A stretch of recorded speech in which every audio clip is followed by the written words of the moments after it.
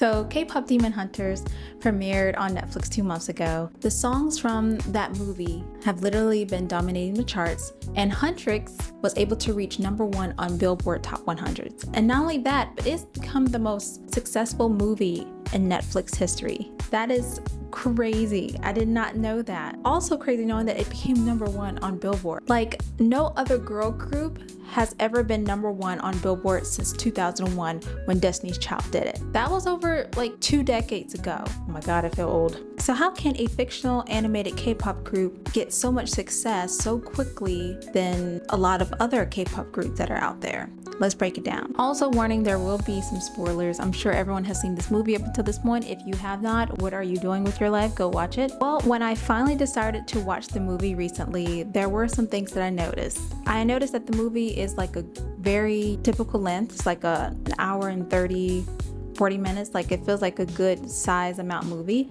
The pacing is kind of quick. It kind of reminded me a lot of like a mix between Totally Spies and Frozen. Because with Totally Spies, you have these 3 girls. They have these different distinct personalities. One's more bubbly, one's a bit more serious. Not only that, but they kick butt. There's action and they're basically fighting the bad guys. The character reminded me of Frozen because Rumi has a secret that she feels ashamed of, just like with Elsa. And then eventually through character development, she learns to not hide herself, to be more proud of who she is, or to not be ashamed anymore, and just loving yourself who you naturally are. And you also have a grand musical number with high notes and things like that. So I definitely loved all the characters. I loved the fact that, and I don't even have a favorite because just as how great all of them are. I liked all 3 girls the same because when they see the boys and they're just like, oh, and then just seeing the abs and they're just like, oh. You know, back when I was like super crazy about boy bands, it reminded me of those days. You see them and you're just like, oh my god. And there were a lot of moments in this movie that just really genuinely actually made me laugh, which is hard to do nowadays for an actual comedy movie to actually make me laugh. And this movie actually did it, and did it in a really good way that wasn't try hard or cheesy. It was just like really actually good, genuine laughter. And especially the moments when, you know, when it's with like side characters or random characters, they'll say something that's really funny. Oh yeah, totally gonna work. Totally 100%. This movie also has like a really good enemies to lovers type of trope. I love that with Rumi and with Jinu. You know, at first she hates him because he's a demon, but after a while there's more of like an understanding between the two, and so it's really cute. I love the fact that there was even a part where it was like coming off as kind of like a K-drama, you know, like a parody of it a little bit, with that slow motion and you think that the same thing might happen, but he's just like, hush.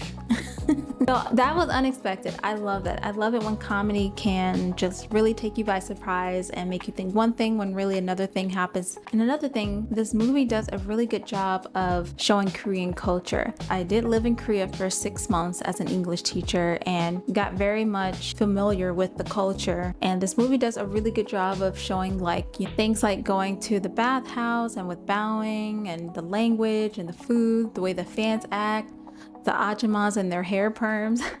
It gives people a good introductory to K-pop and Korean culture. It showed more of like a glamorized view of K-pop rather than a realistic view. It shows the girls eating like a abundant amount of carbs and food, which we all know in real life. They don't be eating anything. A lot of them do be having eating disorders, a lot of unhealthy diets, plastic surgery, trying to fit impossible Korean beauty standards. There's a lot of like fan wars or just fans act obsessive, you know, like Saesong fans. And of course, any type of like the least little thing that could connect you to someone else romantically, people will hate you for. They will be very mean and ruthless about it. Whereas in the movie, it's like encouraged. People are shipping, ooh, they're together, because of that parasocial relationship. Most people, or pretty much everyone who knows K-pop already know this already, but for this movie, at the end of the day, it's a movie for kids. It's a movie for families. It's a movie for people who also may not know anything about K-pop, and so showing all that dark side stuff into it isn't really necessary, and I'm glad that it honestly wasn't even included. So everyone knows that K-pop has had a struggle with trying to gain appeal in the US market. In the early 2000s, BoA tried to break out into the American music scene. There was even an appearance with like Girls' Generation on the David Letterman show at one point as well. And I think also the Wonder Girls too also made an appearance. But due to the language barrier, cultural differences, maybe the lack of support in the industry, those moments weren't able to stick. Then there was a moment, you know, in 2012, Psy came in with Gangnam Style, and it was a huge hit all over the world, including America. People were doing that song and dance everywhere, and it was, as annoying as it was really funny, and it was a good fun moment, but it also was just more of like a fad, like a short-term fad or trend, which eventually blew over. Then everything shifted a bit more towards the late 2010s, like around 2017, 18, 19, BTS came on the scene and definitely made a huge name for themselves. They were able to make Billboard hits, they were able to sell out stadiums in the US, they were winning like huge awards at the American Music Awards. And then also comes Blackpink, who started making a lot of amazing hits as well, gaining a huge fan base in America because they were collaborating with artists like Lady Gaga and Selena Gomez. But even so, even with all that success that they made, it was not so quick and instant and overnight like it happened with K-pop Demon Hunters. So how did they do it just like that? Well, number one, it was the power of Netflix. Netflix is shown everywhere, everyone watches it, so anything that is on there have the opportunity to blow up. And that was a huge advantage, just with the sheer amount of exposure having that on Netflix. Because it wasn't just marketed to K-pop fans, it was marketed to everyone, everywhere. It made it very accessible for people to just stream it all around the world. And was something not only that teenagers liked, children liked as well. And you know, what children like to watch, their parents watch, which made a lot of adults like to watch it. So people of all ages, all groups, from all backgrounds were watching this movie and enjoying the music and loving it. And this type of like visibility, this mainstream visibility, is something that other K-pop groups have spent like years and decades trying to get. And this group was able to get it just like that. The same thing happened when Let It Go came out. It's a great song, but it was played to death because it was such a huge hit with families and kids. Same thing with Encanto. When that came out, that was also super popular, but it was also just a really good song too, especially that song We Don't Talk About Bruno. And that's another thing. The songs are really good songs, and it's stuff that is easy enough for everyone that they can sing. Usually songs that are in Korean usually get limited play because of, you know, like language barrier. Those songs aren't always as popular as the other ones. And usually a lot of K-pop groups make songs more heavy with English in order to gain more success in the American music market so they can get more people to like it. Because it's hard to sing a song when you don't know the lyrics and can't even pronounce the lyrics. But with the songs from this movie, way more English words than Korean words, which made it a lot more easier for most people to sing. But there was still some Korean parts and songs in there just to keep with the Korean authenticity and flavor to it. I gotta admit, the songs were really catchy. Like, I definitely think that out of all the songs, the ones that were the catchiest for me are of course the ones from the Saja Boys, like Soda Pop. That is definitely the one that gets stuck in my head the most. You're my soda pop, my little soda pop. And then Your Idol is a really good one too. Takedown is definitely my favorite song of the entire movie, as well as how it's done. My least favorite, I would have to say, is Golden. Don't hate me, but I know it's an unpopular opinion. It's a great song. It's just not my favorite because it's one of those songs where there's a lot of high pitchy belting, and then hearing people's covers of it, struggling, you can see their face struggling.